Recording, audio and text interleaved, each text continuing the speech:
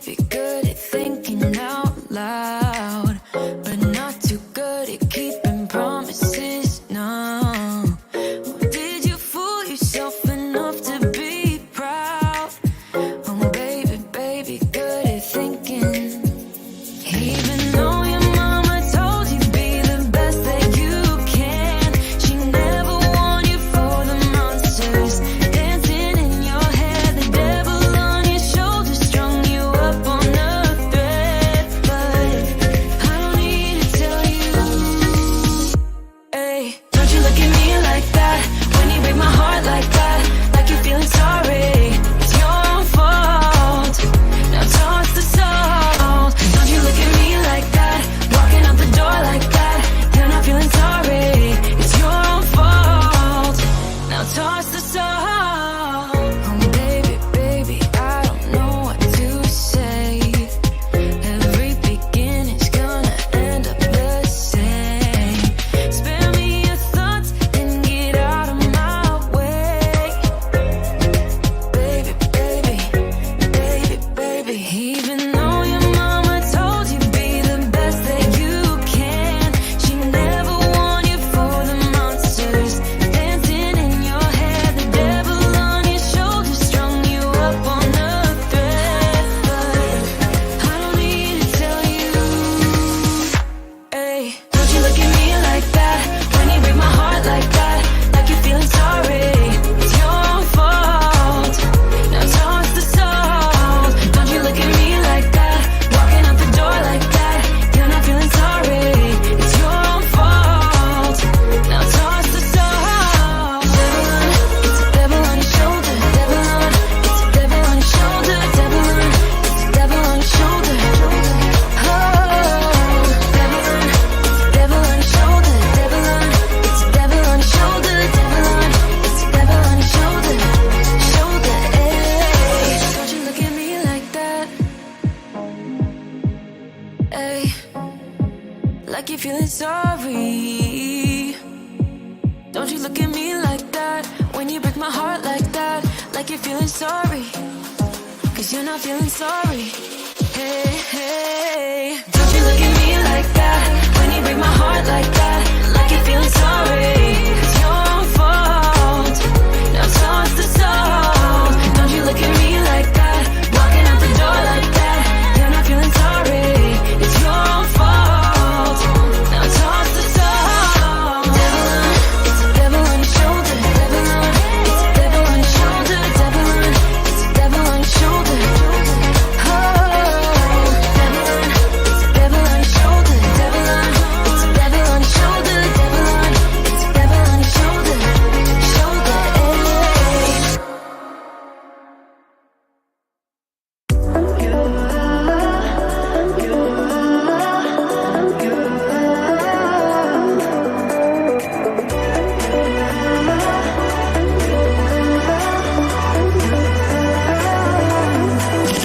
Lights are shining bright. My friends are in the club, we'll go all night. I see you in the back, the mood is right. If I just had your number, I would let you know how I feel. You walk up to me, start dancing to the music and the chase, like this was meant to be. Take my hand, I feel my heart beat, and I don't want this moment to stop. Time to go home, don't want this night to end. Yeah, about time we stop pretending. Come home with me, let's write a history. Tonight I'll make you see. It's all about us, it's all about us. As we're dancing close together, making out. It's all about us, it's all about us. There's some magic in your eyes, can't get enough. Feel your hands, the way you're touching me around my neck.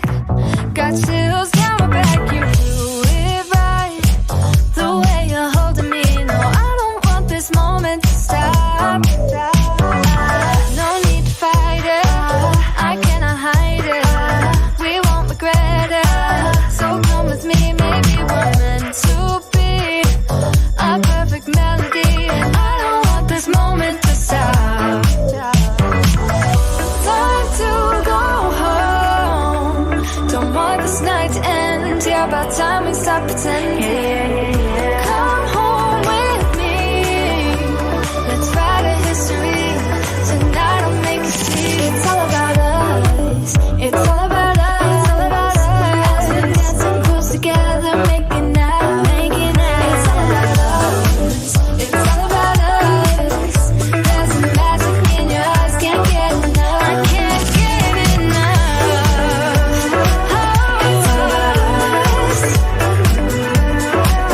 It's all about us. It's all about us. It's all about us. Time to go home. Don't want this night to end. Yeah, about time we stop pretending. Come home with me. Let's write a history. Tonight I'll make you see. It's all about us. It's all about us. Dancing close together, making out. It's all about us.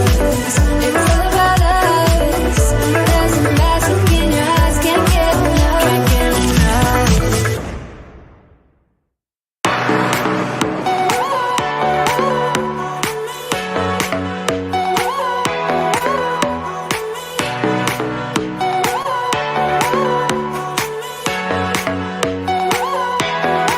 I can't just call you when the moon is rising. I'm craving every moment with you. I can't just need you when the tides are turning. I cherish every second with you. I've got to hold on to your heart every day of the week, every week of the year. I've got to rewind and restart till you get what you need, till you get all of me. Yeah, you get all of me, baby, I give you all of me. Please take what you want from me. Ooh, ooh, yeah, you get all of me, baby, I give you all of me. Please take what you want from me. Ooh, ooh, all of me.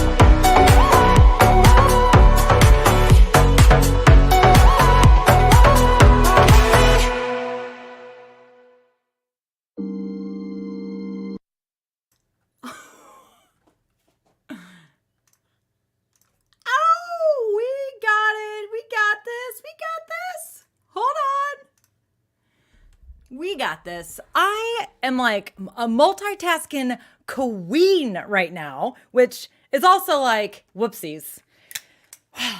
Doing a lot of things at the same time. I do not necessarily recommend the way that went down, just so you know. But you guys don't need to know about that. You don't need to know. On your end, it was perfect, right? It was a little dance party. We had a little fun.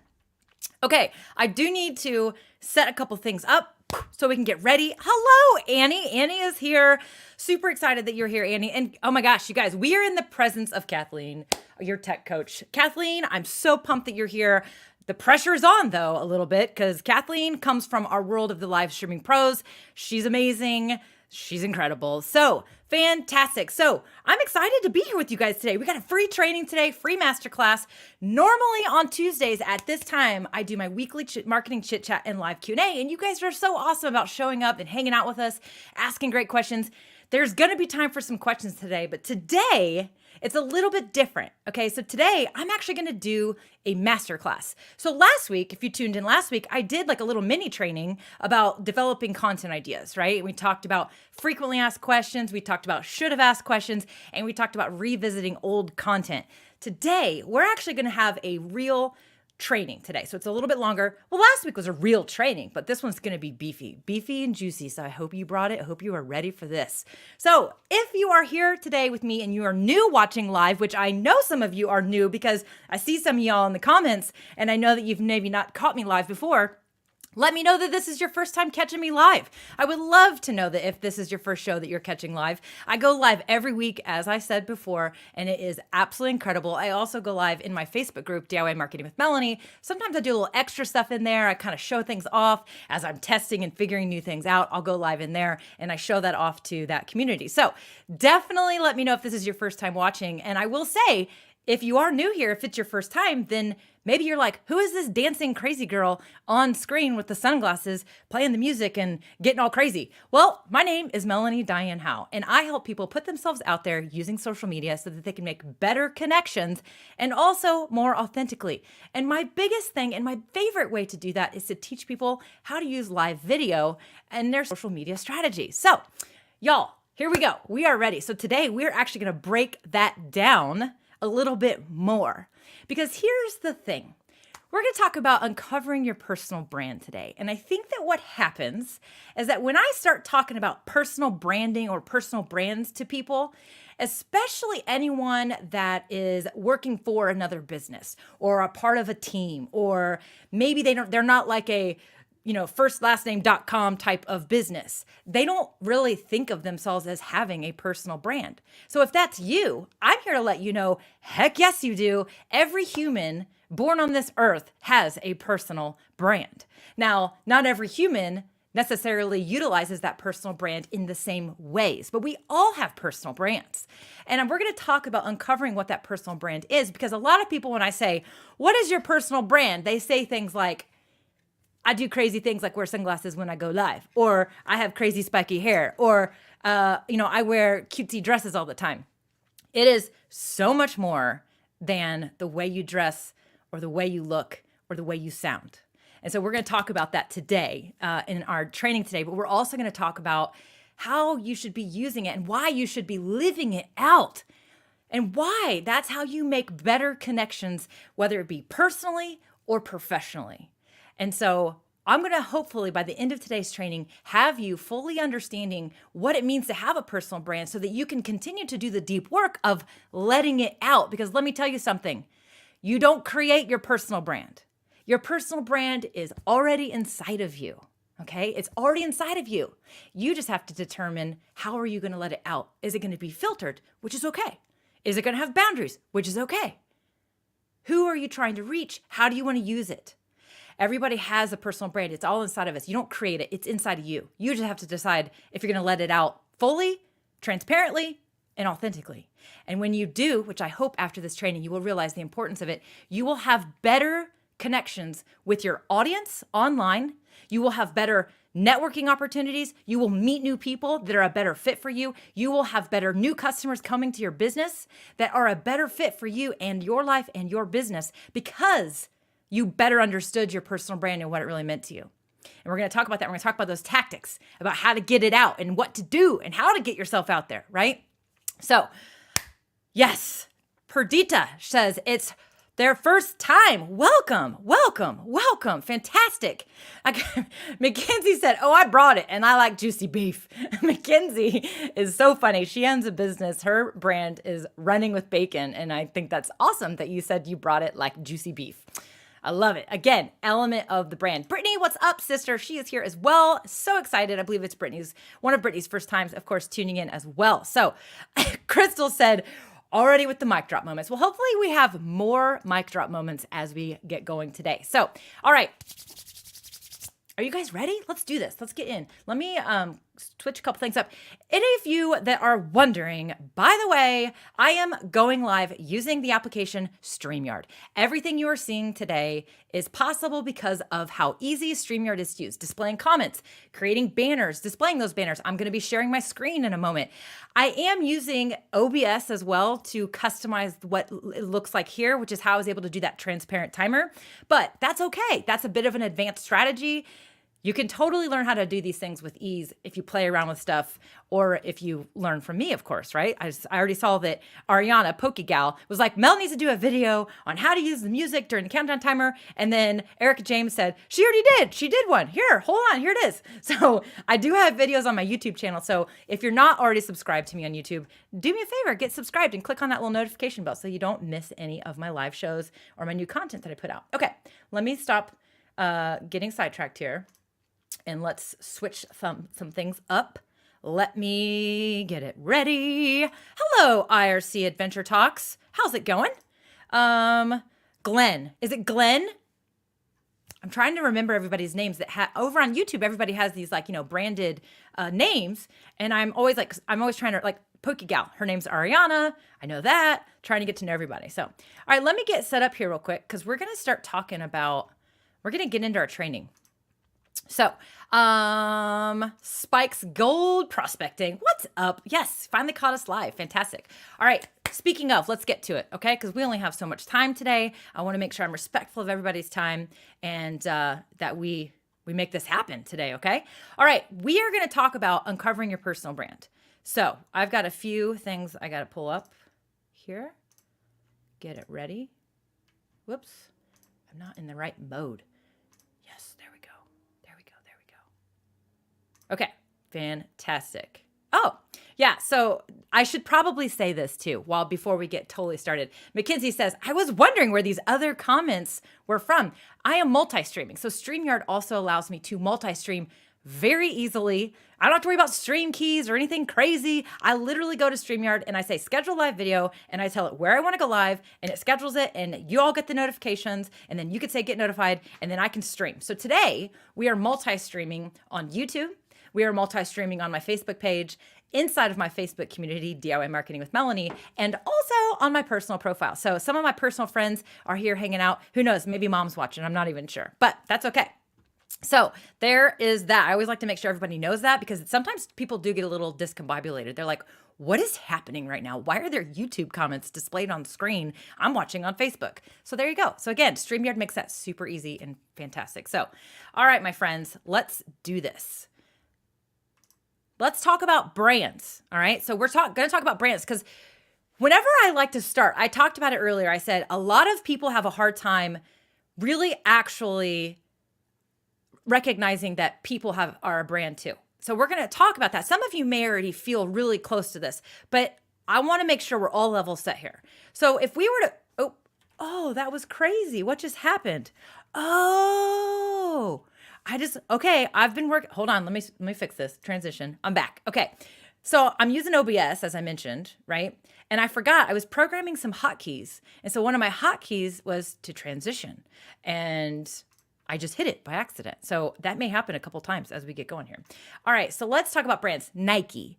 When everybody thinks about Nike, what do they think about? Right? So type it in the comments. What do you think about when you think of Nike? I know that there's a delay when it comes to live video, but just start typing these things in. In fact, we're going to go through a couple of logos. So as soon as you see that logo, try to be the first person to comment, right? What's the first thing that comes to your mind? I will tell you that some of you will think shoes. You will literally think shoes. Some of you will think about, some marketing stuff. So Peggy says swoop. Yep. Which swoop or swoosh, I think, right? Mackenzie says, just do it. Yeah. So Kimberly says, fast, swoosh. Denise says, I worked at Nike for a while. So naturally, that's what she's going to think about, right? So we've got Michael Jordan, sports, just do it again, all kinds of stuff, sports again. So yeah, lots of things come to our mind when we think of Nike, right? All right. So what about Apple? What do you think about when you see Apple? This lovely, simplistic logo, right? What do you think about when you think about, I know what I think about. I know what I immediately think about. I'll just say what I think about. iPhone. I think about my phone. It's the first thing I think about when it comes to this logo, right? So what do you guys think about when you see this one? Erica James says expensive, right? Crystal says iPhone, right? Kimberly says I'm addicted. Doug says success. Fantastic. Very good. Julie says music. Yeah, Apple Music, right? Apple Music. So keep them coming. Keep them coming. All right, moving on. What about Chick-fil-A? What do y'all think about when you think of Chick-fil-A? That's what I want to know. I know it's like, whoa, we went from Nike to like Apple to Chick-fil-A. What do you think about when you think of Chick-fil-A? What comes to mind? I have a few things that come to mind, to be honest with you. I have a story I'll tell real quick while you're typing in these comments. When I think of Chick-fil-A, I remember being very pregnant. Like, I think months like 6, 7, 8, and 9. I think I ate Chick-fil-A every day for lunch. There was a Chick-fil-A right by my office. I was in the middle. I was the busiest of my career at the time. We were launching a huge program that I was in charge of, and it was crazy. And I just couldn't even think about taking lunch. And also, it just was good. So when I think of Chick-fil-A, I literally think of being pregnant. John says long lines. Mackenzie says yum. She says in cows. Jesus chicken, yeah. LGBT, yep. Waffle fries, Arnold Palmer's, the Lord's chicken, service. Let's see. Anti-LGBT, eat more chicken, customer centric, customer service. There you go. So Billy says now he's hungry, right? So, all right, next, Starbucks. What do we think about when we think of Starbucks? And then we're gonna keep going. We're going to keep going. You guys are kind of getting the gist here, right? You're getting the gist. Starbucks. What do you think about when you think of Starbucks? I remember, do you guys remember the cup, the Christmas cup or the whatever that was like a scandal? Or a controversy, I guess, not a scandal. Wrong word, right? Do you remember that? I think about that still. That still comes to my mind. Spike's Gold Prospect, he says, nasty coffee. Crystal says, coffee addict. Mackenzie says, Mackenzie, if I can click on it, overrated, right? Again, Chris Andell says overpriced. Annie says free Wi-Fi. Doug says essential. IRC says not as good as Tim Hortons. I've had Tim Hortons before. Canada. That's a Canada thing, right? So yeah, let's see. Brock says Starbucks. After reading Primal Branding, every time I think about their old logo. Yeah, their old logo. They actually tweaked their logo, and a lot of people don't even realize, right? So Julie says, ew, right? Ew. So there you go. So Spike hasn't even had a cup. That's fine, right? So here's the whole gist of it all, right? We all think about these logos, but why everybody has a different opinion. Everybody has a different opinion. Lots of different stuff. So somebody said expensive. Somebody else said, I'm addicted. Right? Some people think Starbucks coffee is amazing. Other people think it's overpriced, right? Nike. I'm surprised nobody said, like controversy, right? Because remember, there was a lot of controversy around Nike. Some people talked about the controversies around Chick-fil-A. So everyone kind of had people have different words that they said there. So it's not that different when we start talking about people. So this is Billie Eilish. So some of you are like, don't even know who Billie Eilish is. We're going to do the same thing. So start typing words. Be honest, but be respectful. That's what I'll say. Be honest, but be respectful, okay? So be honest, but be respectful. Billie Eilish. What do you think about when you think of Billie Eilish? I think she just changed her hair or something, if I'm not mistaken. So Crystal says long nails. Erica says dark. Jennifer says my niece's favorite. Ariana says, who's that? Right? Denise says, I've never seen this person before. Brock says colorful hair. Crystal says bad guy, which was one of her songs that was really popular. I think it's still like her most popular one. Perdita says prodigy. Yeah. Spike says not much talent. Mackenzie says one of the most played Pandora channels, but had no clue what she looks like. There you go. Interesting. So, a lot of people don't know who she is. John says amazing artist that opens her heart about issues. Annie says talented. Right. What about Martha Stewart? What do you guys think about when you think of Martha Stewart? Right? What do we think about when we think of Martha Stewart? This is actually an older picture. I was like looking for one of the newer pictures. There's actually some pretty interesting newer pictures that are out there that she's kind of did a little photo shoot, you know. Brock says Snoop Dogg, right? Snoop Dogg. Ariana says prison. Billy says jail. Mackenzie says Snoop Dogg. Jennifer says insider trading. Crystal says jail and plants.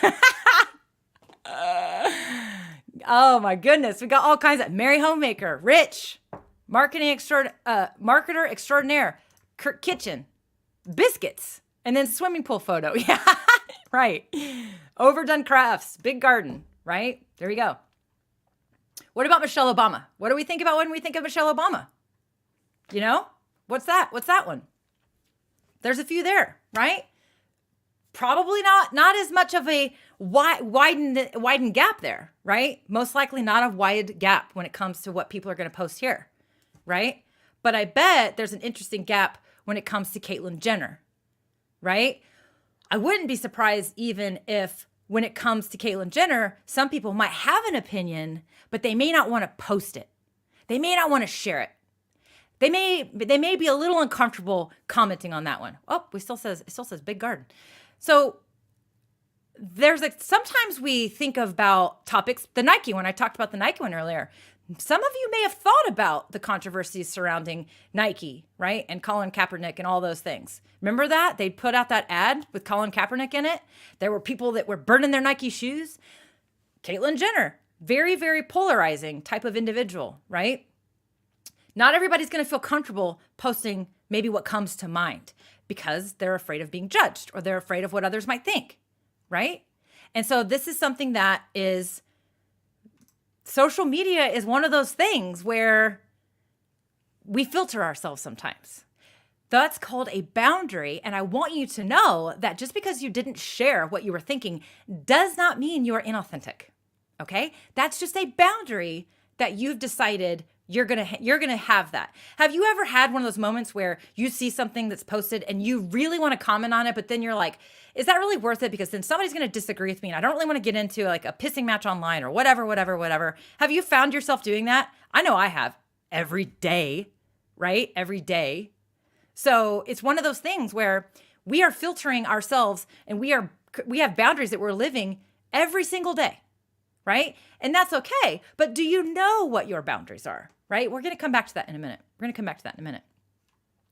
So I want to remind you, the reason why we had all these different things going on here is because our brand perception, which is what we just went through, a little bit of an exercise, a brand perception, right? We all have different brand perceptions about the people or about the logos I showed you, and we have different brand perceptions about the people. Some of us had similar brand perceptions. But the point is that it's easy to think about brand perceptions when it comes to, or branding when it comes to like companies, but it's the same with people. It's just different, but it is the same. Everyone has a personal brand.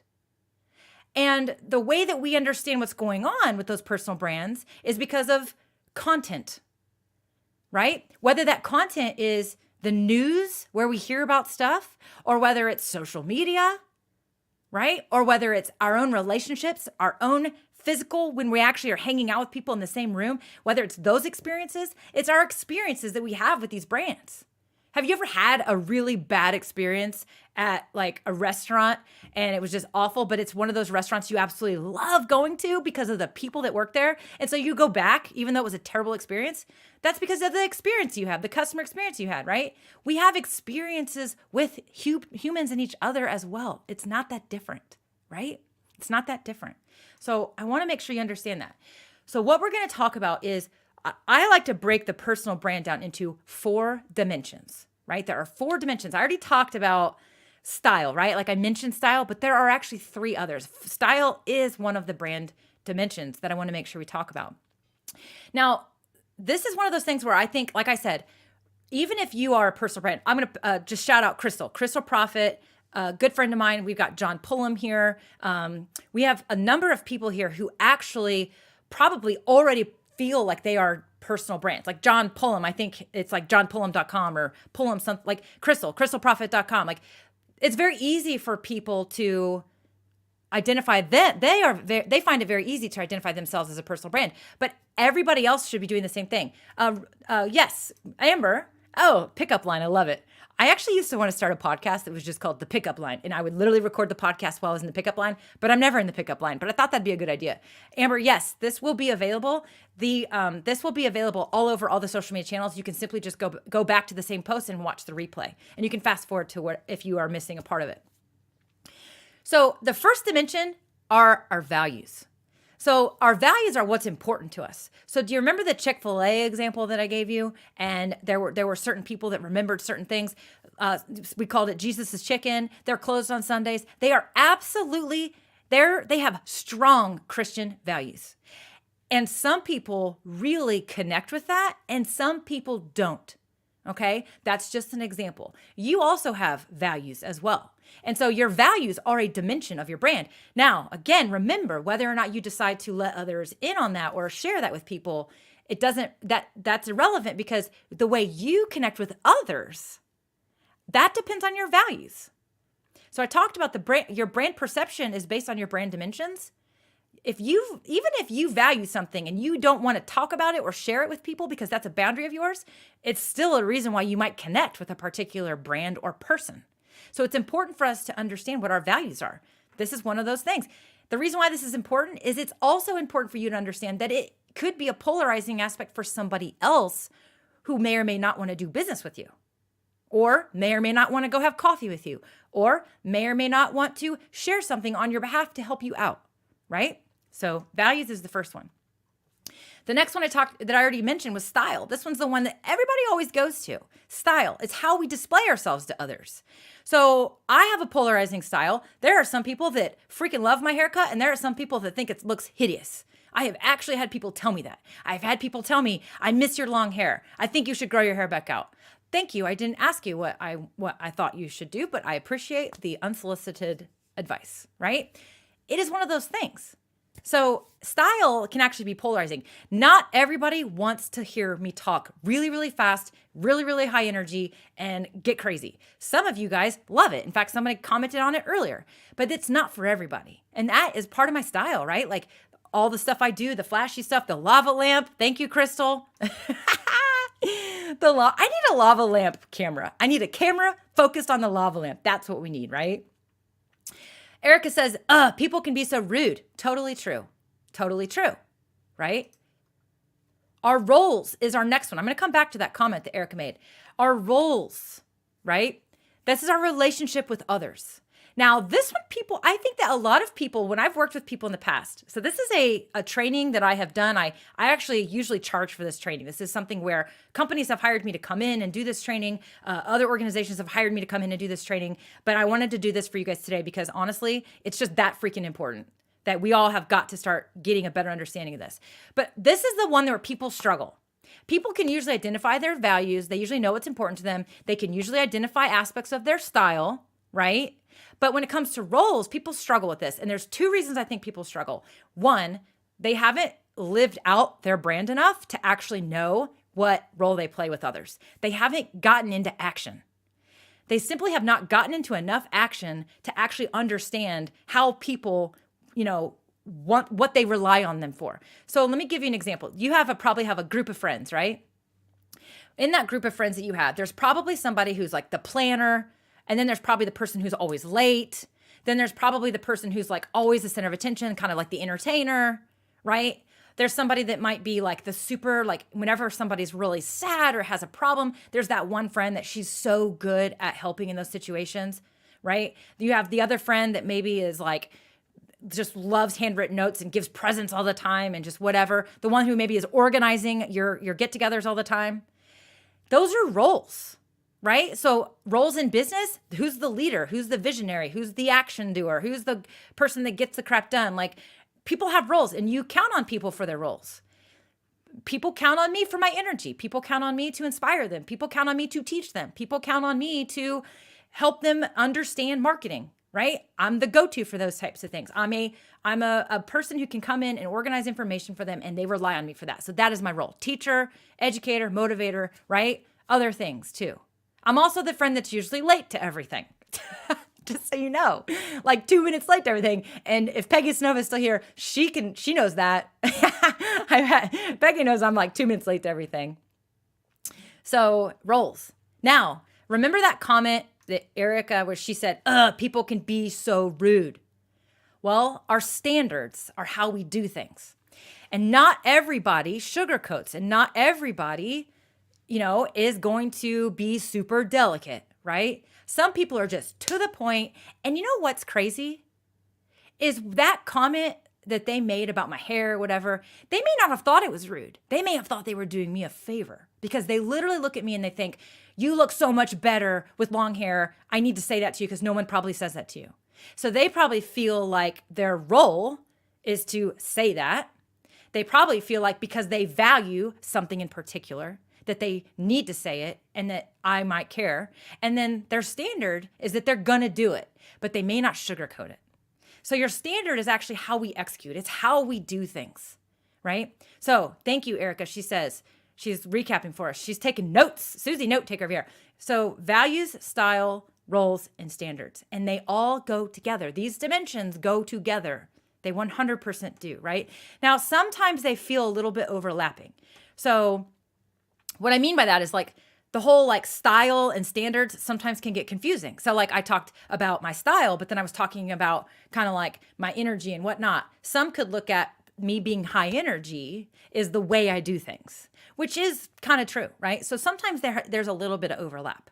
Now, my role, I'm the energizer. I'm the person bringing it, right? Getting you excited to go for the day. That could be a role, but it's also part of my style. So there are sometimes a little bit of some overlaps, right? That kind of happen. Cynthia's here. We got to say hey to Cynthia. She's one of our weekly regulars for sure. Peggy says, but you get it done. I do. I'm late to everything, but I get it done. So there you go. Jennifer says, and you can count on us for smart aleck responses, right? Absolutely. Some of you are very witty in the comments. And sometimes I'm like, I think they're being funny and nice, but I'm not sure. Like there was one time we had a troll and I literally was like, is that person being witty? And they just said something over my head, or is that a troll saying something really funky? It turned out that it was a troll. So what do you guys think about this, right? What do you guys think about this? Your values, your standards, your roles, your style, right? What do you think about all that? So this puts it all together. So do you guys feel like you have a grasp on this for yourself? And you here's the thing. As I said in the beginning, you do not create your personal brand. It is already inside of you. But that doesn't mean that you're connected to it. And that doesn't mean that you really understand what these dimensions are. Honestly, I actually think you also need to remember that your personal brand can evolve over time. Your values are probably going to change. Some of your values may not change. Your role is going to change. Also, just so you know, your role at home is probably different than your role at the office. It can be. Maybe it's the same. Maybe you're the planner at home and you're also the planner at the office. Maybe not. So our personal brands in these dimensions can actually also be slightly different depending on the environment that we are in. And so again, it's important. You might feel like you're connected to yourself personally, but are you connected to yourself professionally? Do you feel like you have a grasp on these dimensions for yourself? And sometimes it takes some work. It takes some deep work. And I said earlier, there's two reasons usually why people don't have this connection. They're not connected to their dimensions or their roles. It's because they haven't done the work to actually explore their roles. And the other reason is because they're scared. They're afraid to admit or talk out loud what they think their role is. Imposter syndrome, right? Sometimes that comes out. And sometimes that gets in the way. So yeah. So Erica says, the way you just broke it down gives me more understanding towards harsher communicating people. Yeah. And that's the thing. This also hopefully will help you know that maybe somebody else's brand dimensions aren't aligned with yours. And that's the point, is that that's okay. It's not, I don't support like hate speech or bullying or any of those things, of course. But you can have differences of opinion and you can express those opinions in different ways. It doesn't mean that one person is better than the other. It just simply means that your brand dimensions aren't aligned, which brings me to the point of when you better understand these things, then you can attract and repel the right people in your life. The same goes for business, which is like half of the reason why we're here having this conversation. And I want to share this slide. Don't let it cross your eyes. Sometimes this slide makes people's eyes go cross. Here's what I want to show you. We talk about this all the time in business. The marketing funnel, the customer journey, the like, know, and trust factor. People discover you. They're going to do some research on you. You all, if you've been here around, if you've been hanging out with me every Tuesday, you know this slide, right? But it's the same with people. You meet somebody. You become acquaintances. You learn more about each other. You consider options for a deeper relationship, whether it be a relationship, a friendship, a business relationship, whether it be a partner or a customer. And then you connect each other to other people. It's the same process. It just sounds different. It just has different words, right? And we're talking humans instead of logos and businesses. And so I like to show this because we talk about the business strategy, the customer journey strategy all the time. And we're going to talk about that more. But that like, know, and trust factor applies to human relationships as well as logo to logo or logo to human or whatever. I do not believe that it's a B2B world or BDC world. I do think that there's a way for you to understand that your customers are either businesses or they are individual consumers. But marketing is a human to human world right now. That's what we are living in because we're done with all the bullcrap. We're done with like marketing tactics and whatever. And it still works. It still works. I mean, hey, I will still buy stuff because the packaging is cool. Whoops. I am one of those people. I will straight up buy something because the packaging looks good, right? Have you ever done anything like that? I have. So Kate says, it used to hurt my feelings when someone would unsubscribe from my email list. Now I just say they voted themselves off the island. My next post could be life-changing for them and they'll miss out. That is definitely one way to look at it. Another way that I would say look at it is, hey, they decided that I wasn't a good fit for them, which is totally fine because that's one less email for you to worry about. That's one less metric that is false. People that aren't opening your emails because you're not a good fit for them. Well, we don't want those people on your email list, right? And you don't want to be wasting your time talking to the wrong person. Yeah? So it definitely could be, there's a way to say, hey, it's their loss, which it very well could be. It very well could be. But at the same time, you're also freeing yourself and you're making room for somebody else that's a better aligned fit. Right? So those are the brand dimensions that we talk about. And there's something else I want to talk about next that sometimes gets a little bit touchy.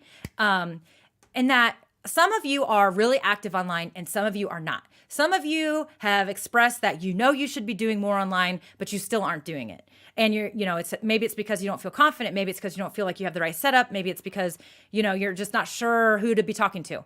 Remember when I said the best way for you to start to figure out your role and everything else is to get into action? Like, I did not know that people loved my energy. In fact, growing up, I always thought my energy was annoying because I was told that. Adults would tell me, settle down. You need to settle down. You're too hyper. Teachers, Melanie, gosh dang it. Will you please just shut up? You're always talking. Constantly, my energy was always put down because in the time of my life, maybe it wasn't appropriate for me to always have that kind of energy.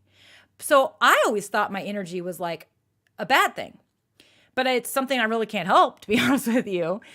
But as I got older and as I started speaking more and as I started presenting more and taking action and getting in front of people and putting myself out there, all of a sudden, all these people started coming to me and saying, I love your energy. Like I'd be at a conference and people would walk up to me, strangers, I love your energy. And I'd be like, are you serious? All I did was raise my hand and ask a question. Like, you haven't even seen my energy. Not yet. So always understand that when you're sitting back like a wallflower, you're actually losing opportunity for you to understand yourself and make a difference. But at the same time, you're not taking control of your own brand. So we're being judged. Like some people are like, I'm afraid what people will say about me or whatever, right? People are afraid of being judged. We're all afraid of being judged. We are. Every single person. If you say you're not afraid of being judged, there's probably some area where it's creeping and you just aren't aware of it. But we're being judged every single day. Now we're being judged online and offline. Seriously, you walk down the street, you walk into Starbucks, somebody's judging the way you look, the way you're dressed, whatever. Somebody that will never even say anything to you. They may not even say it out loud. They're just thinking it in their head. They may be judging you in a very positive way, right? We're online. We put ourselves out there. We make posts about our kids, our babies, our puppies, our businesses. We post about our programs. People are judging you. Your TikToks, your reels, right? People are judging you. Your content may be for some people, it may not be for other people. So you're being judged no matter what. You're being judged even if you're not online. That's the thing. Because when you don't post, people are making assumptions and they're judging. So let me tell you something. Don't you want to be in control at least a little bit of portraying yourself to others the way that matches those 4 dimensions we talked about? Or do you want to leave it up to others, right? Do you want to leave it up to others? I wasn't going to bring this up, but I'm going to, and I do not want to spend much time on it, but it's important. Rachel Hollis, she's being judged right now by like everybody. And if you don't know what's going on, you can go Google, you can go find it somewhere, just go to her Instagram. But she's being judged because, you know what? There's a little bit of a shift in how she's portraying herself to others that doesn't necessarily match the way she used to portray herself to others. So there's a lot of questions right now about what's really going on there. She's posting all the time and being judged. But even when she wasn't posting, when she took a little break from social media for a while, she was being judged. You know, people make assumptions. They're going to make assumptions. But when you actually put yourself out there, you can take control of your brand. And I always like to tell this story. It's like my favorite freaking example. And until I come up with a better one, this is going to be the example. But back in the day, my Macintosh, PCs, right, computers, they didn't do any marketing. They didn't do any marketing, like nothing. And when they did, it was like so like corporate America stuff. It was like basically a little mailer to an IT guy telling him how to order like 100 PCs for the corporate staff, right? So they dominated the market. Then here comes Macintosh or Apple, right? They decide, hey, did I say that right? Did I get those wrong? PC versus Apple, right? PC versus Apple. You guys know what I meant. So then here comes Apple computers, the MacBooks. And they're like, well, if they're not going to market themselves or portray themselves to others, we're going to create the portrayal for them. And they created all these ads that were like totally made fun of PC, totally. And then all of a sudden, Macs were super cool and nobody wanted a PC anymore because it wasn't cool. And so what happened was they weren't taking control of their own brand. And then, so what happened was the other brand took control of it for them. That's what happened. That's happening to you if you don't put yourself out there online. It will happen and it is happening. So what do you guys think about this so far? I'm going to switch a gear really fast again, right? Because that's what we're doing over here. And I want to pull up some more stuff because I want to talk to you next about what this means and how, like you're saying, okay, Melanie, what do you mean put myself out there? Because here's the deal. You're all on social media. You're watching me on social media or listening to me like Amber. She's multitasking. She's in the car. She's listening. She might be driving at this point. Hopefully she's not watching, right? Except at stoplights. But we all know what social media is. We all know it's pictures and we all know it's text and whatnot. And personal social media is like, oh, I'm a mom, so I post pictures of my kids or whatever, right? But in business and in our relationships, there's a way to take it to the next level. And so I want to make sure that we talk about some of these tactics and these ways that you can take it to the next level, for sure. Cynthia says, don't do something for somebody else and don't not do something because of someone else. That's like a mic drop moment right there. We were talking about mic drops earlier, but like that's a mic drop from the audience. Cynthia dropping it right there. That is like really, really good. Thank you for sharing that. It's awesome.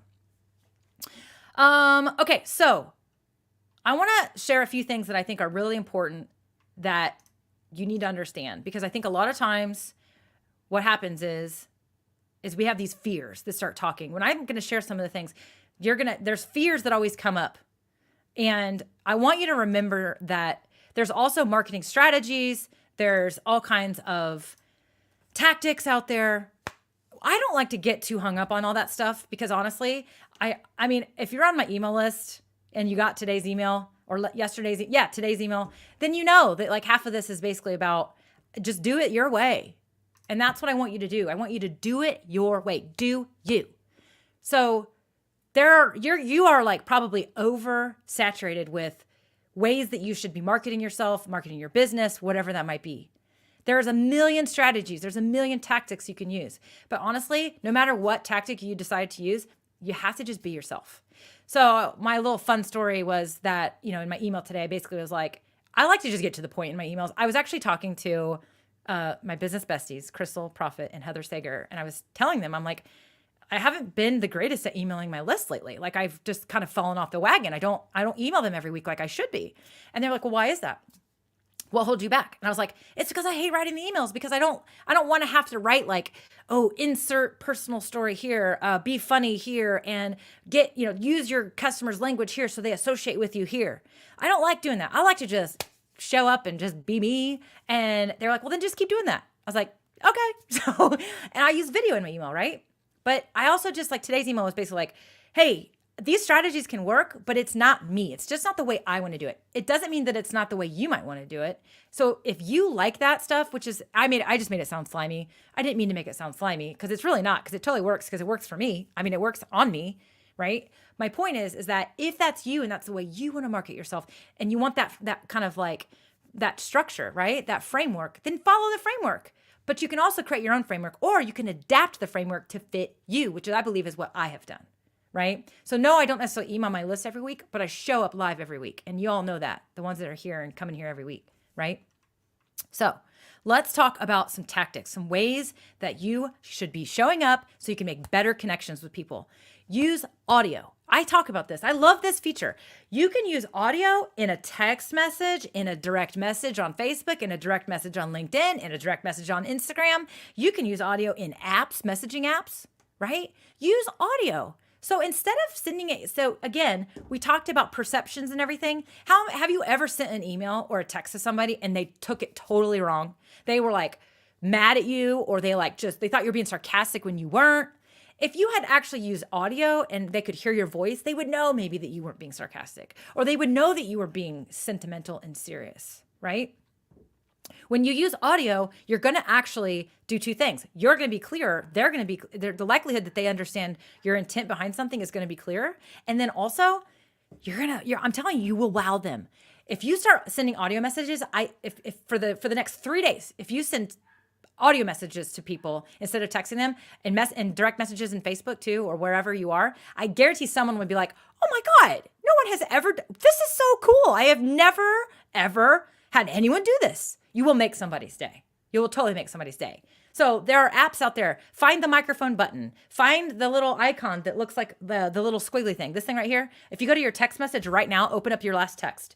If you're on an iPhone, sorry, Androids, I don't know what it looks like on your phone. You will see this thing right here in the little text bar where it says iMessage and you go to start typing. You'll see that. If you press on that and hold it down, it'll start recording your audio. And then you can decide if you want to send it or not after, right? Some apps don't give you that option. They just automatically send stuff, Facebook Messenger.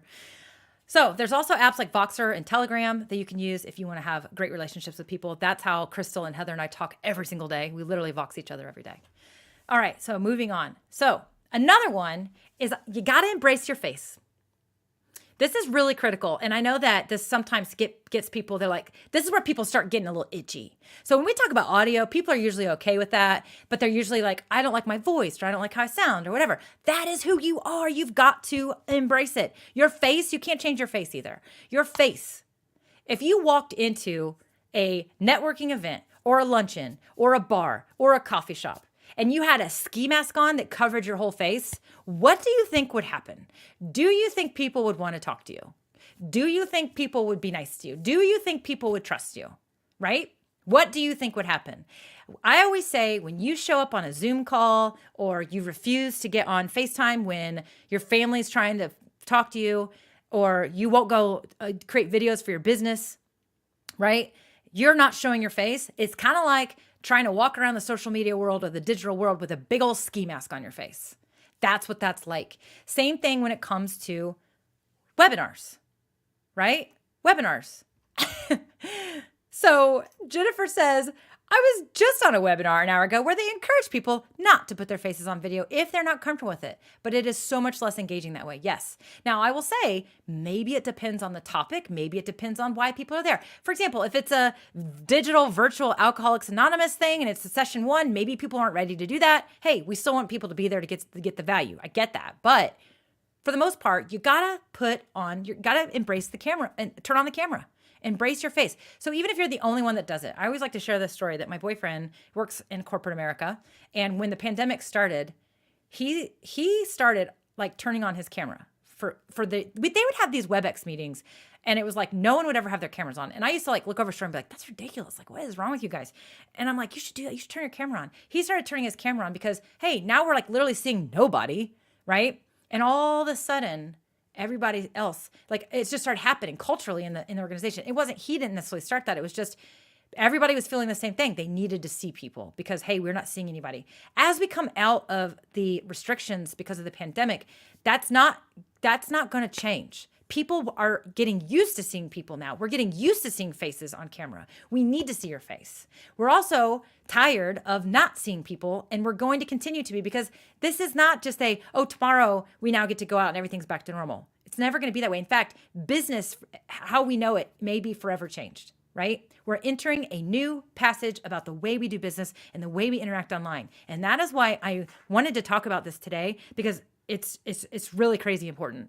Because if you're not showing your face, you're marketing yourself and you're walking around the digital space with a ski mask on. That's what's happening. So if you're only posting pictures and you're only posting text, or you're only sharing other people's content and you're not creating your own content with your face in it, then you're walking around with a ski mask on. And the other thing you're doing, you're leaving it up to everybody else to make their own assumptions about your brand perceptions. So I want you to think about some things you might need to get, because a lot of people say, well, I don't have the stuff I need.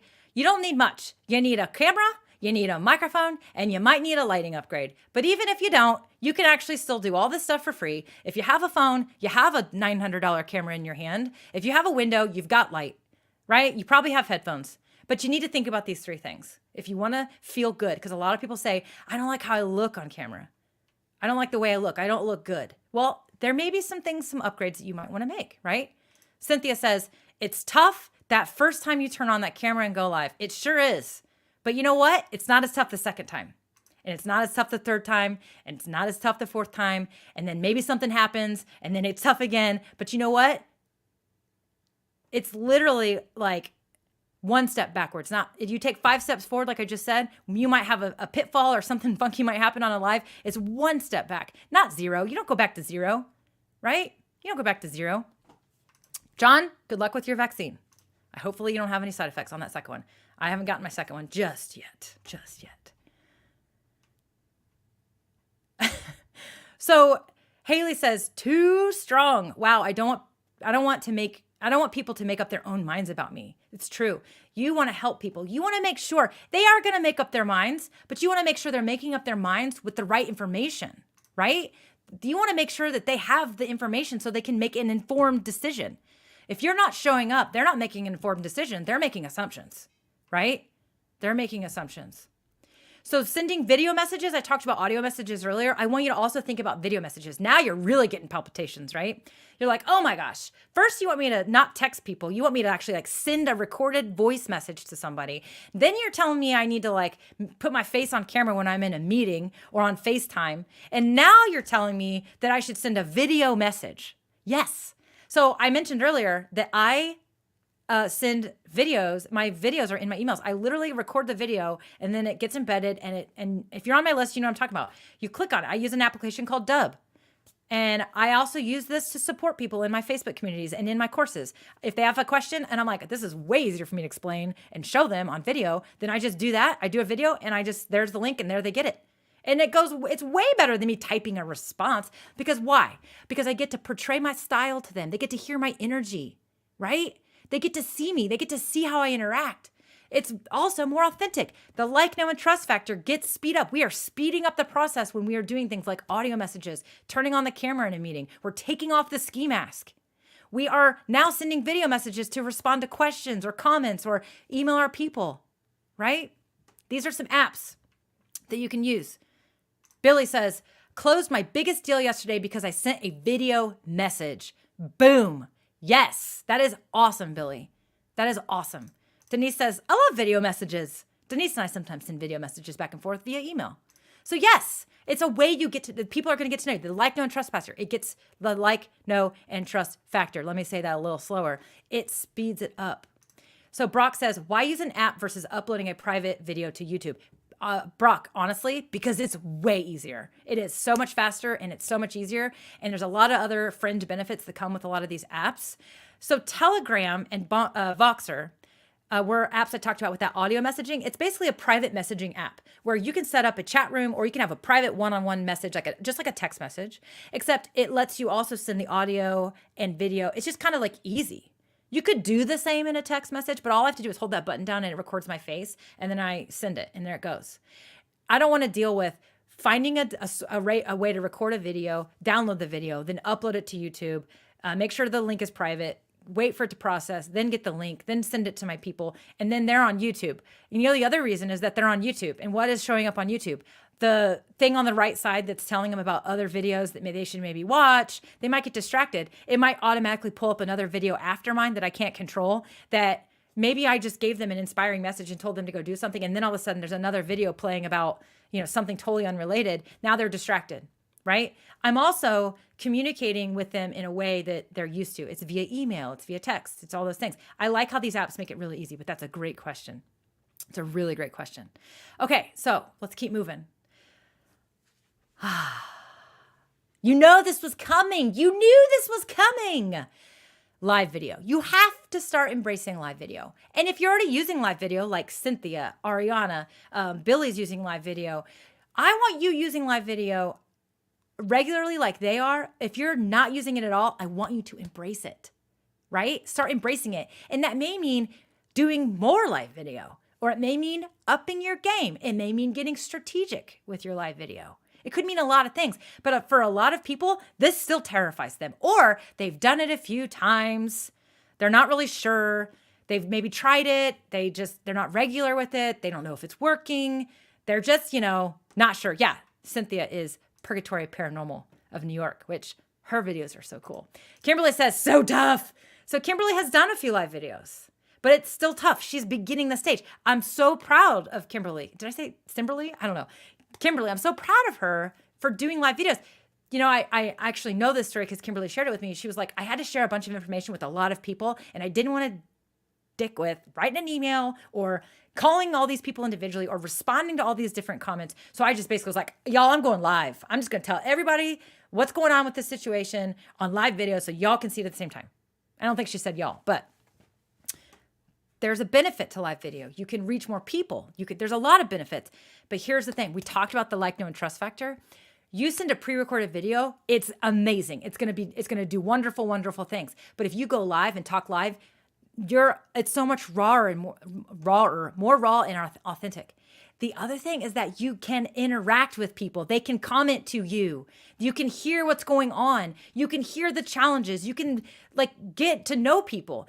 Just that stuff we did earlier when I showed the pictures and I said, what comes to mind when you think about these people? I didn't know what people were going to comment. But now that I see some of the comments, I know who likes Starbucks and who doesn't.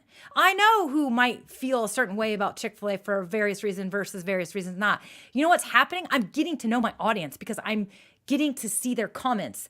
People are not going to comment on a pre-recorded video you upload nearly as much as they will on a live video. It's a fact. It's actually a metric-driven fact, especially with Facebook. You will get more comments, more engagement, more interaction, and people are more likely to be honest and raw as well because you are showing up in a honest, raw way, which makes them feel comfortable. You break the barrier down. You're bringing barriers down. It makes them want to engage with you and interact with you because they are literally feel like they're sitting across the table from you without a ski mask on. They are in a comfortable environment. They're wherever they want to be. Amber's in her car. Some of you are at your desk. Some of you might be sitting on your couch. Some of you might be, walking right now. You're in your own environment. You're in your own comfortable environment. It makes it easier for you to feel comfortable doing and acting and commenting and engaging. There is a real beauty in the real authentic conversations that happen when we go live. And what does going live look like? I mean, going live looks like a lot of things. It can look like whatever you want it to be. So I always like to show this to people because it's just funny, but also your live videos can be whatever you want. They can be you fishing. They can be you with your kids. They can be you teaching. They can be you talking, sharing your favorite books. They can be you cooking in the kitchen. This one does not have a picture. This slide does not have a picture of me. I cut my own hair on, during COVID last year, and I went live and did it. Your live videos don't have to be like professional, polished, whatever. In fact, if you listen to my podcast, you know that I do not believe that there is a specific definition to the word professional. You know what professional means to me? It means what it means to me based on my brand dimensions. And the word professional means whatever it needs to mean to you based on your brand dimensions. Professional might mean that you are polished and you use a fancy camera and you have, fancy stuff and it's all up, it's up leveled. But professional may just simply mean showing up to you. Everybody's different. So for example, like some of you may have really polished videos. Some of you may feel like you're not professional enough, therefore you don't do it. Maybe you feel like you need the equipment. Maybe you feel like you need the strategy, all that stuff to be professional. That word means whatever it means to you. That's what it means to you. And what I'm saying is I want to give you permission right now that there is no definition. You need to know what it means to you and you live that out the way you want to live it out, and also know that it's going to mean whatever it means to your audience. So if you have an audience and you and your audience both believe that things have to be polished and professional and fancy, well, then that's what that means. But that means don't sit back and not do it. It means get professional, polished, and fancy in whatever way what that means to you, right? So you have to understand what these things are. You will not understand it until you get started and get into action. It will not happen on its own. You are not going to get to know your audience if you don't show up for them. And you won't know them correctly if you don't show up authentically with those brand dimensions in mind, because what's going to happen is you're going to be talking to the wrong audience. Because if you portray yourself in a way that you think others want, and you change your style, you modify your style to fit what you think they want, well, then when you want to show up, you're going to be like, oh, I have to get dressed up today. I have to wash my hair. I have to actually do my makeup. And you know what's going to happen? You won't do it. You'll fall off the wagon and you won't stick with it because it's not natural to you. You're creating a barrier for yourself. But when you are like, you know what? Sometimes I show up with makeup and sometimes I don't. And sometimes I have a t-shirt on and sometimes I'm this and sometimes I'm that. My audience knows that. And here's the thing, just like that person who unsubscribed from Kate's email list, if they don't like that, then they're going to not watch, and that's okay. That's fine, because you don't always want to be polished and hair washed and makeup and all the things. So if that person's going to not be okay with that, are you going to want to do business with them? Are you going to want to be on a Zoom coaching call? Or are you going to want to have them in your program? Or are you going to want to have them in your shop? Or are you going to want to have to take their emails or their support calls when they can't figure out how to utilize your products or whatever? Is that what you want? Or do you want somebody who is working with you or doing business with you or connected to you because of who you really are? So that's why it's so important that you define what these brand dimensions are and you decide. But here's the thing, regardless of what those brand dimensions are, if you want to meet people, if you want to make better connections online, if you want to have enriched relationships, if you want to have better customer relationships, if you want to grow, if you want to have better, bigger things, you've got to put yourself out there and you've got to show up. In today's world, showing up digitally is how we're doing it, right? The other thing I'll say is that when you show up digitally, you are bridging a gap. And so what I mean by this is that let's say you do walk into the coffee shop and there's somebody there. Or let's say you do walk into that conference. Or let's say you do send that email where you say, I really want to come speak at your event. Well, if that person already is connected to you or you're doing stuff online digitally, you're filling the gaps between those other physical, actual communications, right? So like, you send an email or you walk in the coffee shop or you have a meeting with somebody. What if they can keep up with you and also keep in touch with you without actually talking to you because your content's online, because you're out there, right? You're already out there. So then when you do make the ask or when you do say, hey, I want to, I know we see each other around all the time. Let's get coffee. Are you going to get coffee with a perfect stranger? I get messages a lot from people who want to get coffee or pick my brain or whatever. And then I get messages from people. I literally have no idea who they are. I've never met them in my life. I go to their Facebook or wherever, and I cannot, for the life of me, figure out where they live. I can't see what they do. I have no idea. For all I know, this is a crazy person who just wants to like flash me on a Zoom call. Or I can look and see what they do. Oh, they are, an online entrepreneur. Oh, they're doing this. Oh, they're a multi-level marketer trying to, figure things out. Oh, they're selling this, or oh, they're doing that. Okay, cool. I'm a lot more likely to actually get on a call with that person versus somebody who is dark online. Ski mask. So if you want to have these relationships and you want to bridge the gap, putting yourself out there online is the way to do it. Now, I will say this. There are other people that tell me, I'm just not entertaining enough, Melanie. I'm not like you. I'm not exciting. I don't have anything to say. I'm not energetic. I don't have a lava lamp, yada, yada, yada. Let me tell you something. I will say this. Industries can be boring, but people are not. Okay? Industries can be boring, but people are not. And so that's the other thing that some people will tell me. They'll be like, Melanie, I help people. Like Billy, he's finances. I can't tell you how many financial advisors have told me, nobody wants to hear about this stuff. It's super boring. Okay, maybe some of that stuff is a little boring, but I will tell you, I could look right now, but I don't want to get distracted. One of my friends, Jamie Troll, she is an online financial literacy coach. She helps women with their understand taxes and PPP and all that stuff. Not necessarily the sexiest of topics. She has a Facebook group that's last time I looked, it was 40,000 women. And let me tell you something, that has grown from 2,000 to 40,000 in a year. And she goes live every week. And the stuff she's talking about may not be sexy, but Jamie's fine. She's sweet. She's nice.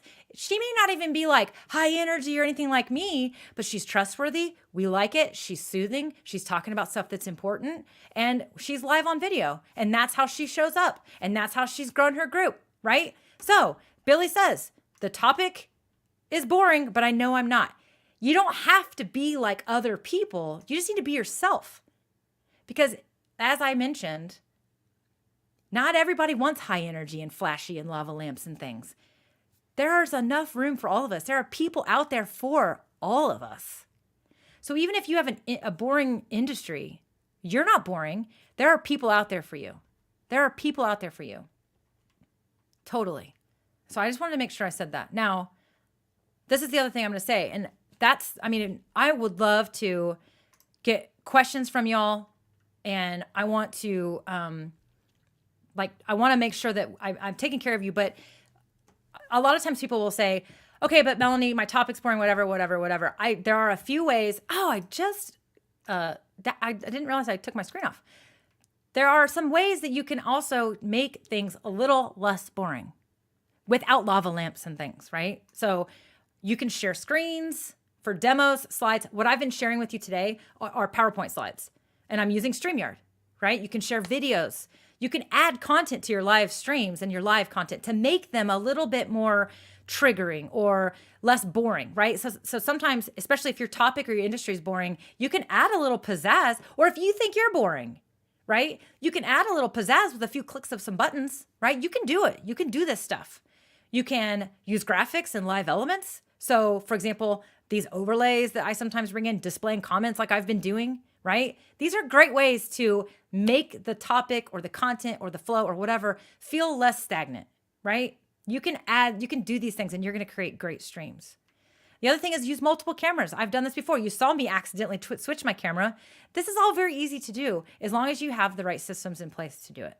And this adds a lot of extra flair to what could be boring content. So Billy says, life insurance is sexy, LOL, right? Not everybody thinks it is, but there are definitely ways that he can do it. Erica says, Bible study can be very boring, but on my weekly live stream, I make it engaging and fun because I'm mixed with Black and creativity. Yes. So you guys, there are so many ways. So Erica could be talking about a particular passage or scripture or whatever, and then she could play a video that kind of accompanies it. You could actually do some screen shares of the text that you are actually reading instead of, hey, everybody pull out your Bibles, right? You could actually display that page on screen. You know what I mean? There's so many things you could do to make the content, pull up banners, do all the things, display the comments so that when people are commenting back to you, you're talking to them. So when I say all this, I think that there's a few things you have to keep in mind when it comes to putting yourself out there online. Understand your brand. Get those 4 dimensions, understand it. Start paying attention to your own audience. Start paying attention to the people that you're finding yourself drawn to, right? A lot of times when people tell me, I just don't really know what my style is, I will say, well, who do you like to follow? Who do you pay attention to? Who do you connect with? Sometimes it's actually, we are following and connecting with people that are a mimic of what we actually are inside, or what we want to be that we're not comfortable being. That happens sometimes too. Sometimes we're drawn to people or individuals because they're living out their brand in a way that we wish we were. Guess what? It's probably inside of you. You just haven't had the structure or the confidence to let it out, right? And so I do want, there's some checklist items that, might help you, but there's some things you need to make sure you have. If you're going to start putting yourself out there, you definitely need to have a strategy. Now you need to know who your audience is. Who are you trying to attract? What is it you're trying to do? What is the content? You cannot just use social media when you want to sell. This drives me crazy. I love network marketers. I actually used to be a network marketer. I did it for 3.5 years. I think it's an incredible business model. I love the whole leadership. I love what network marketing does. I truly, truly love it. But there are so many network marketers doing it wrong. And that's an example I'm using. And the reason I use it is because you know what I'm talking about. There are people that they don't ever post anything, but they'll DM you, or they haven't talked to you or commented on any of your stuff, but they'll DM you and they want to tell you about their product they want to sell. But you haven't talked to this person in years. And they're not showing up online. They're a ski mask online. You need to be offering value, because even if you just reached out to me about this really cool line of product you have, I need to kind of get warmed up a little bit. So share some tips with me. Let me want to follow you for a while. If you do skincare, share some other tips with me that are on the outside of all that stuff. Maybe some health and wellness stuff, right? And then when I'm ready, because people will buy when they're ready, not when you want them to be ready, then know that you're building that like, know, and trust factor with your content. So you do need to have a strategy. Your content, you need to be strategic with how you're displaying that and how it's going, or it's all going to be a waste. You need to have the proper setup that fits your style. We talked about this earlier. I said, hey, you need to figure out what it means to you. You need to figure out what's holding you back. And if it's equipment or if it's the way things look, then fix it. Fix it. You need the proper setup. Don't let this hold you back anymore. You need a technique that's going to help you feel confident. A lot of times what I think happens is that people feel like they don't know how to, they're like, well, what would I say on that audio message? Or what am I going to talk about when I go live? What am I, what's my flow going to be? What am I going to do? How do I actually get people to talk to me? People say this all the time. How do I get people to show up live? How do I get them to show up to my live?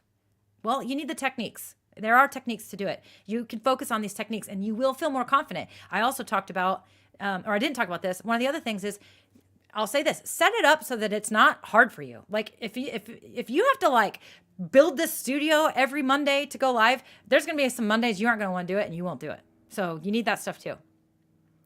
I definitely think that I'm a believer in getting started. I'm a believer that all you need to do to get started with things like live video is your phone.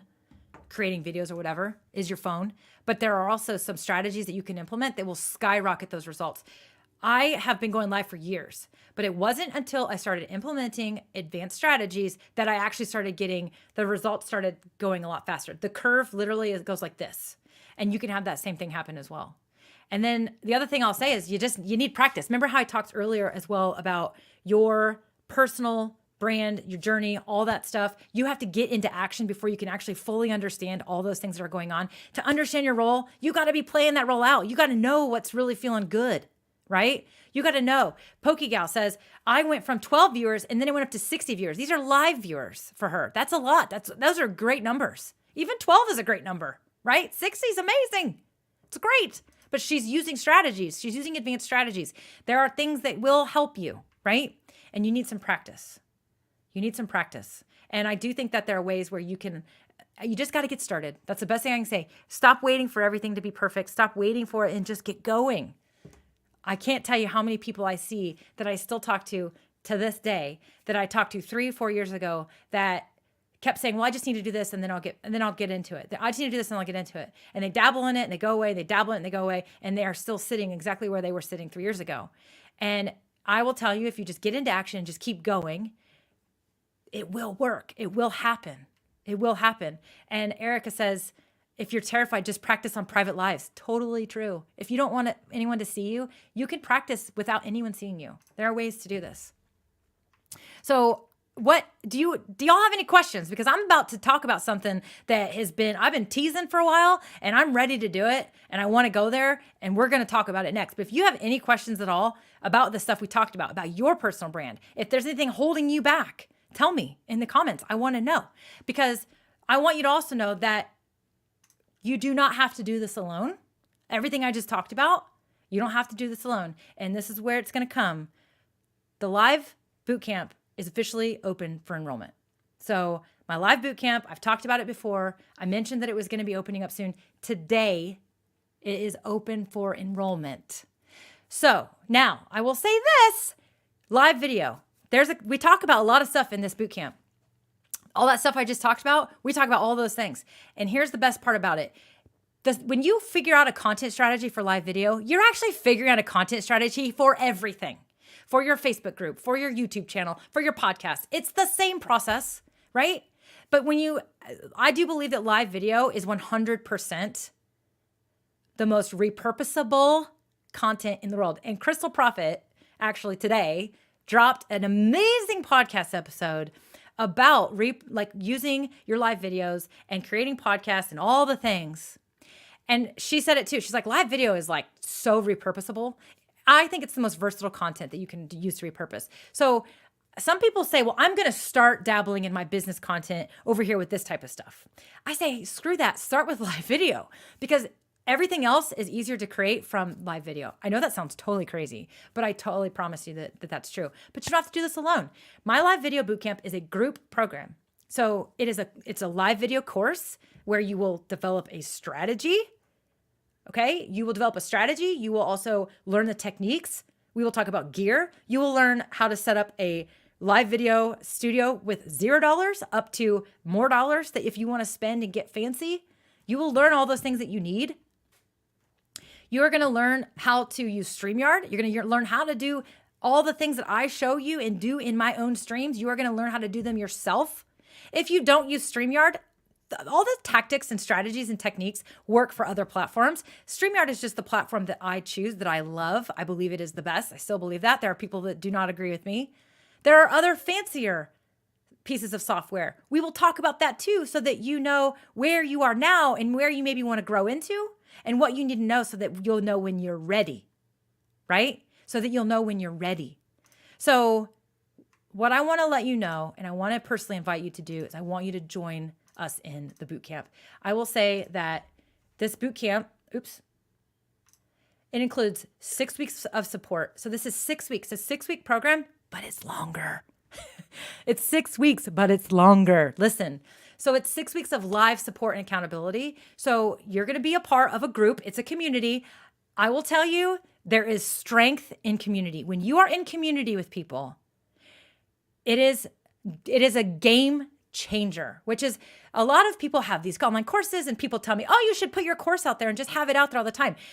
I do this program for the coaching and the group aspect. The live course is amazing, and the live course will help you do everything you need to do. But the community piece, the actual support, the coaching calls that we're going to do, you hearing somebody else's struggle, you hearing somebody else's question, and you'll be like, oh, I never thought about that. Or, oh my God, I'm so glad they asked that because I was terrified to ask that. There's a balance. There's a balance when you have community. There will be different types of personalities. This is my favorite part. I have goosebumps right now because it's the group part that I love the most. This is why I do it the way I do it, because I know that I can send you videos. You will not do it. You will not learn. You can watch a few videos, but you are really like, what's stopping you from doing that now? If that's you, if you just want to watch a bunch of videos and learn how to go live and all that stuff, then you can. YouTube has more information than I could ever dream to share with you. 100%.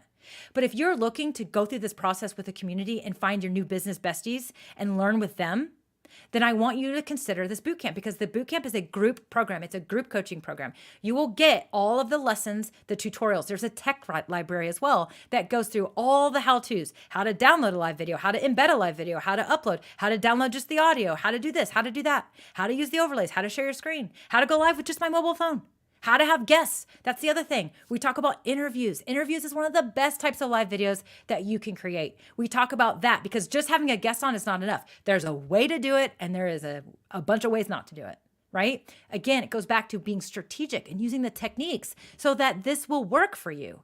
Because you can go live. You can do it. You can do it just fine. Uh-oh. You guys can't see? Oh, no. What happened? What happened? What happened? This always happens. Can you see it now? How's that? Something funky's going on over there. Let's try that. Is that better? Now I'm full screen with y'all. Hold on. Let me go just me. Remove the purple overlay. There is no purple overlay. Okay, hold on. I don't know what's going on over here.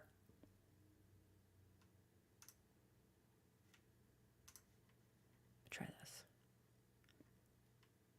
Overlay. There's no, that is what it was. I didn't even know that was on there. So that was a glitch. My apologies. Let's get back to what we were talking about. Now I know what you guys are talking about. I was like, overlay. Okay. So sorry, everybody. So sorry. Okay. Thank you, Crystal. Appreciate it. 6 weeks of live video and support, right? Here's the deal. Mondays and Thursdays, we will get together. Mondays, we do a Zoom call. We do a Zoom coaching call. The whole group comes together. Thursdays, I support you with live Q&A. So you ask your questions, I answer them on live video. The reason I like to do it this way is because, one, I think there's beauty in getting everybody together in a group setting and talking. We get to know each other. It's actually a ton of fun. And hearing each other, we talk a little bit more about the mindsets, or we talk about our wins, or we talk about our challenges, right? Everybody gets a chance to kind of share some stuff and ask questions. We talk together.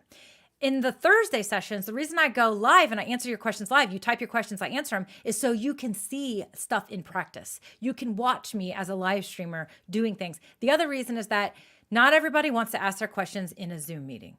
Sometimes people just want to hang out on the couch, pajamas on, whatever, and they want to get support that way. They want to ask their questions there. So the reason I offer both is, one, because I actually like the blend, and two, some people don't prefer the Zoom. They want to ask their question on Thursday. Right? Thursdays do tend to be a little bit more techy, a little bit more, hey, lesson 3, you talked about this. I have a question about that. This is my business. How does this apply?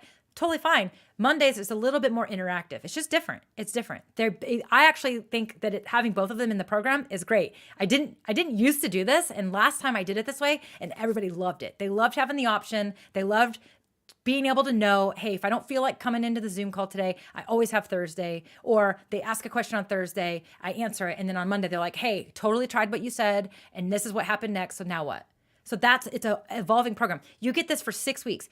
You get lessons. They will be, you'll get the lessons in your course library. You have a whole course library. You have that course library for the whole rest of the year. So even if you don't have a chance to watch certain videos, or maybe you feel like I'm not ready for that particular advanced strategy yet, then fine. You have the whole year to access these tutorials in this tech library as well. And so this is something that I really love, and I'm excited about it. Last time I did it, and it was so fun. And I will say the biggest surprise to me, because this is the third time I've done this program, and each time I feel like the community piece becomes more important, more prevalent, and it becomes stronger. And there are going to be alumni in there in the program. So you'll have some people that have maybe been doing some of this stuff a little bit longer. There will be people that have dabbled in live video, but what's really great is that with the most beautiful thing that starts to happen, and it's happened every time I've done this, is that the relationships that start happening, and the beautiful things that start happening, and the camaraderies and the accountabilities, and hey, I wasn't going to do this today, but I saw that you guys did it, and so now I'm doing it. Like all of that stuff, the way that they start to support each other and help each other is like one of the most beautiful things that can happen for any kind of online coach or course creator, is when you start seeing the community gel into its own little community. And both times I've done it, it gelled into its own thing. And I'm like, I can't wait to welcome the new group and get that new group to start gelling.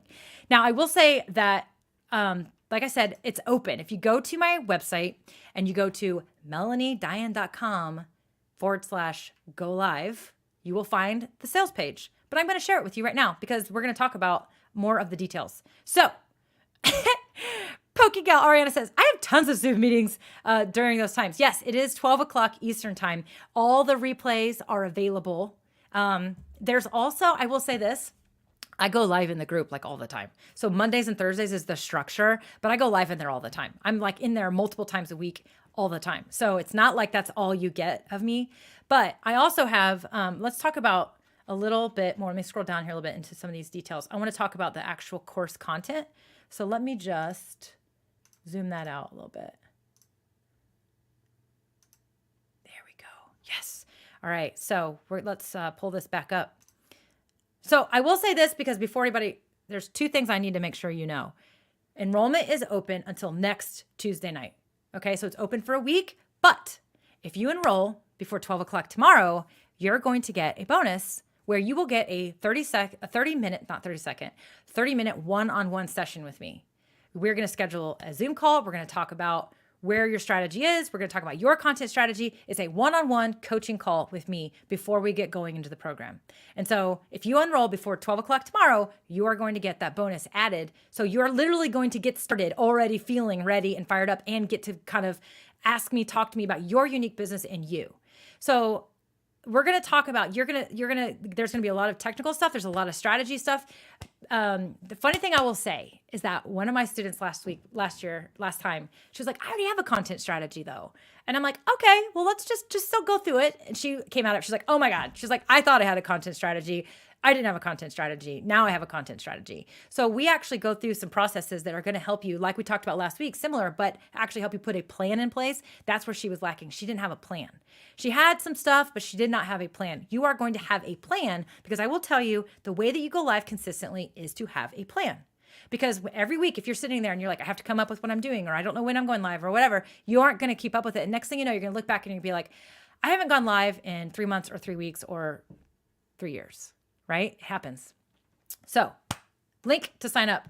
It is melaniediane.com/go live. I'm posting in the comments. If you're in my Facebook group, that is not going to post through, but here's what you're going to get. You also have an option. I will tell you that. And now you see the prices, the program, the 6-week program that also includes the course library, the tech library, all the replays from our coaching calls and all of that stuff that will be available to you through the rest of the year. The live group coaching aspect is actually for 6 weeks. And I usually leave it open longer. So it's going to be open after the 6 weeks for another month in case you want to keep practicing. You're also going to get a practice playground. We talked about that earlier as practicing is the best way to make this happen. You actually are going to have a practice playground, a private group with your boot campers where you can all go live together and share with each other and feedback with each other. You can practice interviews with each other. I will practice with you. We will do hot seats, all those things. So you'll have a safe environment to play around and try new stuff. And so that's what you get. There's a VIP option that I am adding this time. So I'm adding a VIP option this time. This is because I had a lot of people ask me, hey, what if I want like some one-on-one time with you? What if I feel like I need more? And I just thought, you know what? I want to make sure I give people an option because some people want a little bit more of an intimate experience. The VIP option is actually going to include everything I just described, the whole course, the whole group element, the group coaching, the Mondays and Thursdays, everything there. But in addition, each week, you're going to get a 30-minute one-on-one session with me, and you're also going to get a private chat. I talked about the applications Telegram and Voxer earlier. You will actually be set up. We will have Telegram set up, just the two of us, and you can message me whenever you want. And I will get back to you. I may gather some messages. So I know that sometimes mindset happens. I know that sometimes people get stuck or they have their own unique technical issues. Maybe there's a particular camera that they're using that they need extra help with. Maybe they need extra help with their content strategy and they want to do it on a one-on-one way. I want to make sure I offer myself. You have the group element. You can lean on the community. You can lean on those group coaching calls. But I want to also offer you, if you want additional support from me as your coach and as your strategist and as your technical support, you can have that. You can have that for the $14.97 price. So you get, for 6 weeks, you get a 30-minute weekly session with me. We will schedule those out. They will be on Zoom. They will be on Zoom. And then you will also be set up with a private chat with me where you can message me whenever you want. You can message me at 3 o'clock in the morning. I may not respond for a while, but you can message me. And that messaging app allows you to text me, audio message me, or send me a video right inside the app. I actually like using this application because I do think that when you can practice with me or get into the action, into the methods of communicating that way, that's actually going to help you. And I've seen this. I always say if you're uncomfortable on video, then get on video. then get on video, right? Get on video so that you can, Ariana, send me a DM. Get on video so that you can practice with a person. Use FaceTime, use those things. That's going to get you used to seeing yourself on video. And I know the power of doing this with my students. I have coached people before, and when we do this, they always feel better when it's time to actually go live. And so that's why I wanted to use this app Telegram, because I like the audio, I like the video, and of course you can just send texts and links or whatever. You can send me pictures. So if you're like, hey, here's my setup, how does it look? Send me a picture, right? Again, this is for people who want that additional those additional touch points. They need a little extra coaching. They need a little extra help. They want some more support. That $14.97 is going to get you one-on-one stuff in addition to the group component. Now, I will say this though. If you just want one-on-one support and coaching from me, and you do not want anything, you're like, the group thing's not for me. I don't want any of that. I want you to send me a DM, because then this program, it's the way it is right now, may not be a good fit for you, right? And that's just me being honest, because anybody who does the one-on-one, I also want you to be involved in the group, 100%. But of course, we can talk about your options if all you want is one-on-one. But I will tell you that the group thing is going to help you. The group thing is big. It's important. But if you really are just like, no way, absolutely not, then this program is not for you. The group thing is important. If you want additional support one-on-one, then consider the VIP option. So I hope that makes sense. So there you have it, my friends. Again, as I mentioned, it is live. Enrollment is open for this program. It's open until Tuesday. You have a bonus option. Oh, I forgot the bonuses. I forgot to mention the other bonus, which is our friend Crystal Profit. Let me just bust it out. She has a book, How to Start a Binge-Worthy Podcast. Crystal has agreed to help us out, and she's going to help us repurpose our content and use. So if you have a podcast already and you're not doing live, or you're wanting to make sure they marry up, I always say this. She always laughs at me when I say this. I swear to God, podcasting and live video, they go together like peanut butter and jelly. There's just no other way to say it. They go together like peanut butter and jelly. So literally, live video, you can repurpose to a podcast. You can, if you're already podcasting, then you can repurpose it into live videos. You can help drive traffic to each other with it. She's going to talk about all this stuff. Okay, Ariana had no clue you had a podcast. There you go. Learn something new from one of my audience members, because here I am live talking about something. So she's going to do a bonus training on how we make sure we're strategic with this and repurposing our content and marrying them together. She's also going to talk to you about how that strategy we talked about actually can be pretty effective in both ways. We're going to talk about ways that you can learn from your live audience to go create better podcasts, right? So she's going to join us in the program as well. So she's doing a live training in there. She's going to be in there. I'm going to try my dangest to get her to, maybe give us like a worksheet, a little checkbook, a little thing. But I also wanted you to know that I'm going to do a giveaway. So this book right here, anybody that signs up VIP is going to get this book. What's up? Yep, I'm buying you this book. And then everybody else, we're going to do a giveaway. So there will be one lucky winner. I've always wanted to say that. One lucky boot camper will get a signed copy of How to Start a Binge-Worthy Podcast by Crystal Profit. So, but if you sign up for VIP, you will also get this book from me as my gift to you for sure. So, but Crystal's going to join us in this program. I'm super stoked. I love working with Crystal. She's been on the podcast before. She's been in the show before. She's freaking fantastic. She's very generous and amazing and talented.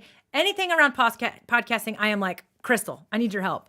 So I'm super excited that she is going to be joining us for the program as a bonus, one of the bonuses for the program. So you have that. And then, as I said, if you enroll before 12 o'clock tomorrow, you will be granted a 30-minute pre-consulting session. So before the program starts, you will be given a 30-minute consulting session with me. So I call this my go-getter.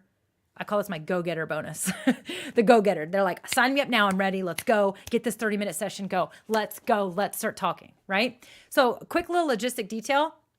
Enrollment closes next Tuesday. So, and I will be going live. I'll be talking. If you have questions, here's what I want you to do. If you're not sure, if you have questions, if you're on the fence, send me a DM. Tell me why you're on the fence. Tell me what got you stuck. Send me a direct message and I will send you a personal video response back. If you're on my email list and you have my email, you can send me an email. That's fine too.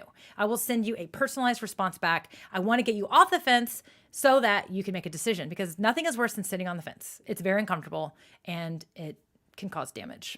But I will be going live for the rest throughout the week.